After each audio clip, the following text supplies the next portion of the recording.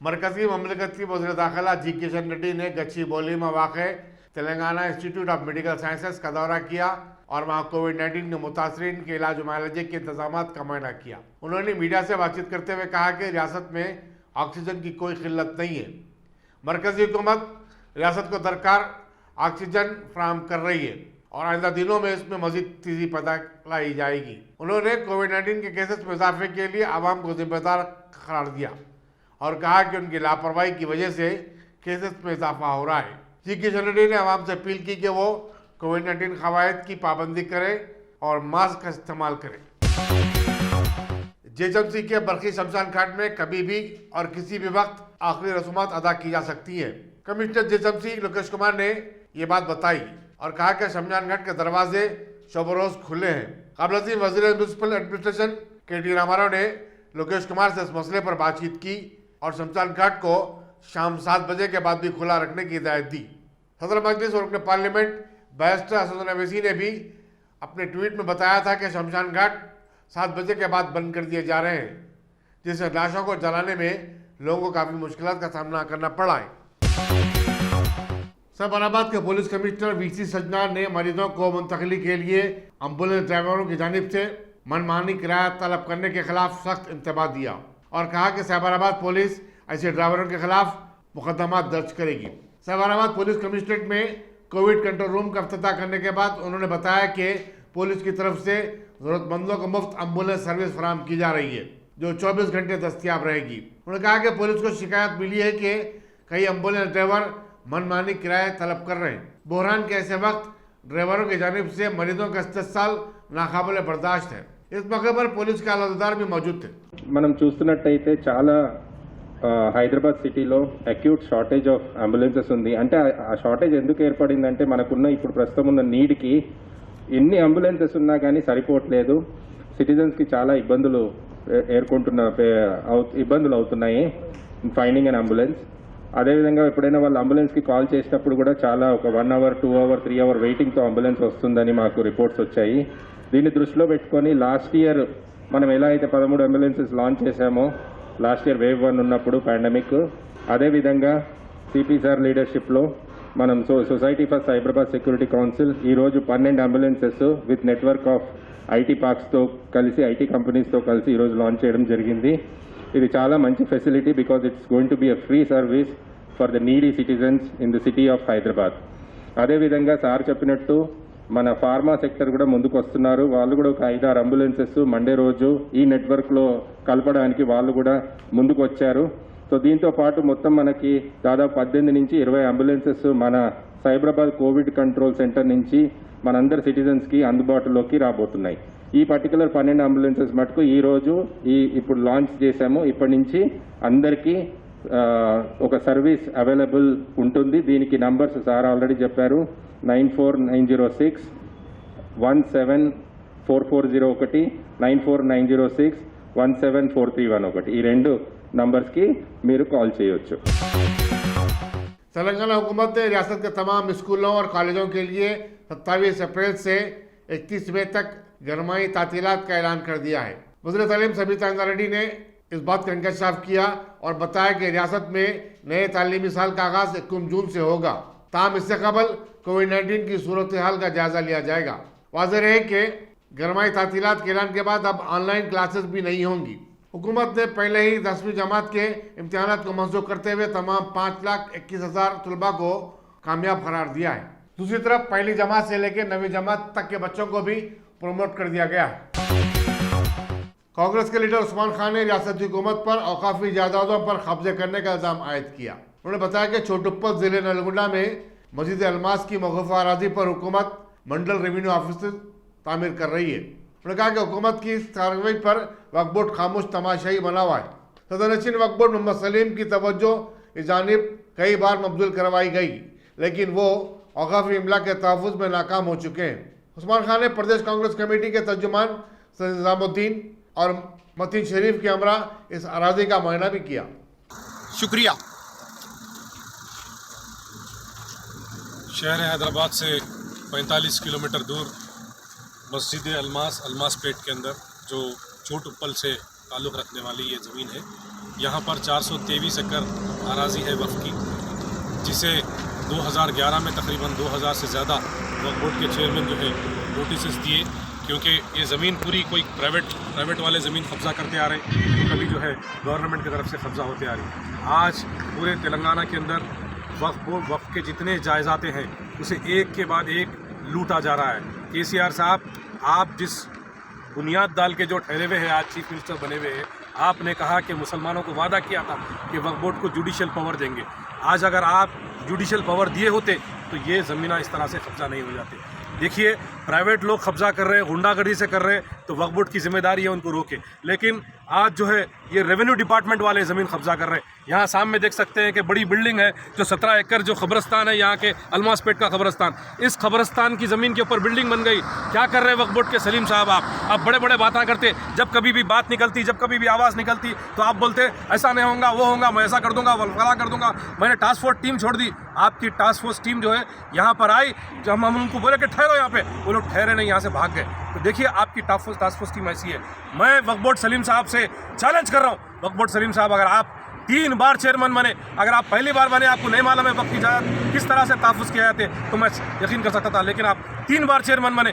अगर आज भी आप ये बात बोल रहे ये नहीं हो सकता, वो नहीं हो सकता, तो आप झूठ बोल रहे, आप फौरी रिज़ाइन करिए, वरना जो है ना हम जो है ना वक्फ बोर्ड का घेराव करेंगे। हम छोड़ने वाले नहीं है। जितने हम लोग हैदराबाद से आज हम सिर्फ 4 आदमी 5 आदमी आए, और जो हम 100 की तादाद में यहाँ पर आएंगे। मैं आप तमाम नौजवानों से गुजारिश करता हूँ कि जो है ये तकरीबन 423 एकड़ अराजी जो वक्फ की जायदाद है, इसको लूटा जा रहा है। एक तो गवर्नमेंट की तरफ से टीआरएस गवर्नमेंट लूट रही है, दूसरी तरफ प्राइवेट पार्टीज लूट रहे हैं। यहाँ पर बड़े बड़े जो है ना इंडस्ट्रीज बनाए जा रहे हैं, कब्रस्तान के ऊपर जो है बड़ी बड़े इमारतें बनाए जा रहे हैं। अगर हम आज नहीं देखते हैं तो आने वाले दिनों में हमारे खुद को गढ़ने के लिए जगह नहीं मिलने वाली है। नौजवानों जागो, आप तमाम लोगों को जागने की जरूरत है। मैं आप तमाम नौजवानों से गुजारिश करता हूँ कि जो है आगे जो भी इसका जो फैसला होगा, कल जो अगर वक्फ बोर्ड सलीम साहब अगर यहाँ पे नहीं आएंगे, अगर उन्हें एक्शन नहीं लेंगे, तो उसके बाद हम वक्फ बोर्ड का घेराव करेंगे, पूरे हैदराबाद के नौजवान मिलकर। नामपल्ली के मजलिस असम्बली जाफर हुसैन मेराज ने महवीन प्लाजा मेहदीपट्टनम में खवातीन और बच्चों के मलबूसात के शोरूम अजीजिया कलेक्शन का अफ्ताह किया। इस मौके पर मल्लेपल्ली के कोऑपरेटर जफर खान भी मौजूद थे। अजीजिया कलेक्शन के मालिक यासीन पाशा ने मेहमानों का खैर मकदम किया। उन्होंने जाफर हुसैन मेराज और जफर खान की गुलपोशी भी की। सैदाबाद के गौशाला में गायों के साथ ज्यादती और उन्हें मारपीट का वाकया सोशल मीडिया पर वायरल हुआ है। इसके बाद पुलिस भी हरकत में आ गई है। चुनांचे पुलिस ने सिलसिले में एक मुकदमा दर्ज किया है और तहकीकात शुरू कर दी। जो అక్రమంగా అతి కిరాతకంగా భూలక్ష్మి దేవాలయం గోశాలలో నిర్వాహకుల చేస్తున్న ఈ యొక్క నిర్వహిస్తున్న పద్ధతి అనేది కరెక్ట్గా లేదు. ఎందుకంటే గత 5 రోజుల కింద ఇందులో పనిచేసే వ్యక్తులు చిన్న చిన్న లేగదూడలను గోమాతలను అతి కిరాతకంగా హింసించారు. నిజంగా అవి ప్రాణాలు అరచేతిలో పెట్టుకొని దాదాపు ఎన్ని గంటలు ఆ మూగజీవులు అల్లల్లాడిపోయాయో వాటి బాధ వర్ణనాతీతం.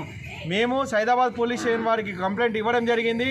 ఈ గత 3 నెలలుగా ఇక్కడ జరుగుతున్న ఆగడాలు కానీ గోమాతలపై ఎవరైతే అన్యాయంగా ఆక్రోశాన్ని వెళ్ళగక్కుతున్నారో అవన్నీ ఫుటేజ్ కూడా వాళ్ళు పరిశీలించి వారందరిపై కూడా యానిమల్ యాక్ట్ కింద కేసులు బుక్ చేయాలని, అదేవిధంగా తెలంగాణ రాష్ట్రంలో ఏ గోశాలలో కూడా ఇలాంటి చర్యలు జరగొద్దని చెప్పి నేను మనస్ఫూర్తిగా పోలీసు వారిని విజ్ఞప్తి చేస్తున్నాను. ఏ రాష్ట్రంలో ఎక్కడున్నారు కానీ వారిని తక్షణమే అరెస్ట్ చేసి యానిమల్ యాక్ట్ కింద కేసులు బుక్ చేయాలని, ఒకవేళ వాళ్ళు అలా చేయకపోతే మేమందరం కూడా గోశాలకు వచ్చి ఈ గోమాతలను ప్రొటెక్షన్ చేయాల్సిన బాధ్యత మేమందరం స్వీకరిస్తాము. మేమందరం ఇక్కడ కూర్చొని ధర్నా చేస్తామని చెప్పి మనస్ఫూర్తిగా తెలియజేస్తున్నాం. జై గోమాత, జై జై गौ। पुलिस बहादुरपुरा अपने इलाके में रात के कर्फ्यूज को सख्ती के साथ नाफिज कर रही है। पुलिस ने हफ्ते की रात किशनबाग और दूसरे इलाकों में पैदल गश्त की और नुक्कड़ और चबूतरों पर बैठने वालों के खिलाफ कार्रवाई की। पुलिस वालों ने कहा कि कर्फ्यू का मतलब घरों के बाहर बैठना नहीं होता है, बल्कि घर में रहना होता है। कोविड-19 कवायद की खिलाफ वर्जी करने वालों के खिलाफ पुलिस ने मुहिम छेड़ रखी है।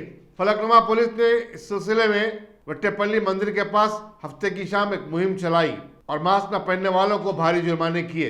इस मुहिम का अच्छा असर ये देखा गया कि लोगों में मास्क की अहमियत का कुछ अंदाजा तो हुआ है। निजामाबाद जिले में आरटीसी के 165 मुलाजिमीन कोरोना वायरस से मुतासिर हो जाने के बाद पूरे महकमे में खलबली मच गई है। इनमें से अक्सरियत काम पर रुजू होने से इनकार भी कर रही है। वाज़ेह है कि जिले निजामाबाद में गुज़श्ता 24 घंटों में कोरोना वायरस के 677 केसेस दर्ज हुए हैं। जिले जगतियाल में कोविड-19 टेस्ट का काम दूसरे दिन भी मुअत्तल रहा, क्योंकि जिले में टेस्ट करने के किट्स की किल्लत पाई जाती है। मुख्तलिफ दवाखानों से जब लोग रुजू होते हैं तो उनसे कहा जाता है कि कोविड-19 टेस्ट करने का किट दस्तयाब नहीं है। बताया जाता है कि जिले में 10,000 किट्स की जरूरत है, लेकिन रियासती हुकूमत सिर्फ 2,000 किट्स फराहम कर रही है, जिसकी वजह से कई लोगों को घंटों में अपनी बारी का इंतजार करना पड़ रहा है। तेलंगाना में गुज़श्ता 24 घंटों में कोरोना वायरस के 8,126 नए केसेस का इजाफा होने के बाद पूरी रियासत में इस मर्ज के मुतासरीन की जुमला तादाद 3,95,322 हो चुकी है। इसी तरह 38 नई अमवात भी हुई हैं और अब तक इस मर्ज से 3,307 अफराद फौत हो चुके हैं। जुमे और हफ्ते को रियासत में 1,08,000 से ज्यादा कोविड-19 टेस्ट किए गए।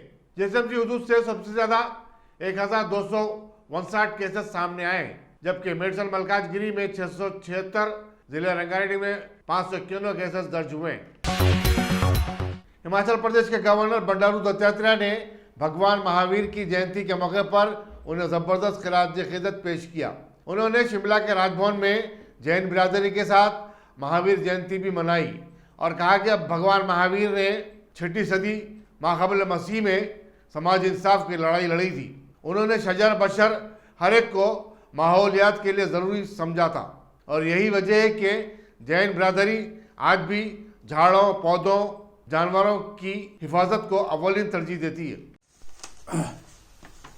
భారతదేశ ఆధ్యాత్మిక జీవనంలో జైనం ఒక మహత్కరమైనటువంటి ఘట్టం. మహావీరుడు జైన మతంలో 24వ తీర్థంకరుడుగా ప్రసిద్ధిగాంచాడు. ఆయన అహింస, సత్యమాస్తేయం, బ్రహ్మచర్యం లాంటి సిద్ధాంతాలను ప్రజల్లోకి తీసుకెళ్ళాడు.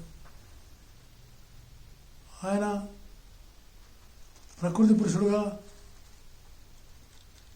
వృక్షాల్లో కూడా ప్రాణం ఉందని నమ్మినటువంటి ప్రకృతి పురుషుడు మహావీరుడు. అలాంటి మహావీరుని జన్మదిన సందర్భంగా కరోనా పరిస్థితుల్లో మనందరం కూడా ఆయన బోధించినటువంటి వినయం, శీలం, ప్రకృతిని ఆరాధించడం, అలాగే పేద నిరుపేదలకు సహాయం అందించడమే ఆయనకు నిజమైనటువంటి ఒక శ్రద్ధాంజలిని, ఆయన పోరాడినటువంటి సామాజిక సాంఘికమైనటువంటి రుగ్మతలను నిర్మూలన చేయడమే ఆయనకు నిజమైన శ్రద్ధాంజలిగా నేను భావిస్తున్నాను. एक ही दिन में कोरोना वायरस के 3,49,691 केसेस के इजाफे के साथ मुल्क में कोविड-19 की सूरत हाल और भी संगीन हो गई है। मरकजी वजारत सेहत के मुताबिक गुज़श्ता साल शुरू होने वाली इस वबा से अब तक 1,69,66,000 अफराद मुतासिर हो चुके हैं। रोजाना औसतन 2,500 से ज्यादा अफराद फौत भी हो रहे हैं। गुज़श्ता 24 घंटों में 2,767 नई अमवात हुई हैं। महाराष्ट्र, दिल्ली, पंजाब, उत्तर प्रदेश ऐसी रियासतें हैं जो कोरोना वायरस से शदीद तौर पर मुतासिर पाई जाती हैं।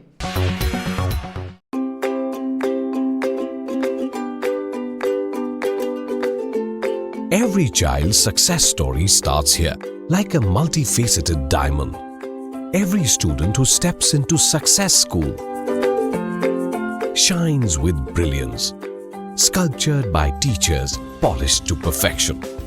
If opportunity does not knock, I will build a door. To us, success comes in cans, not in can'ts.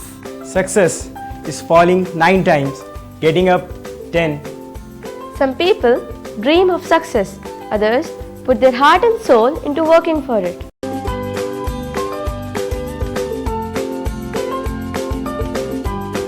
Success, finding oneself.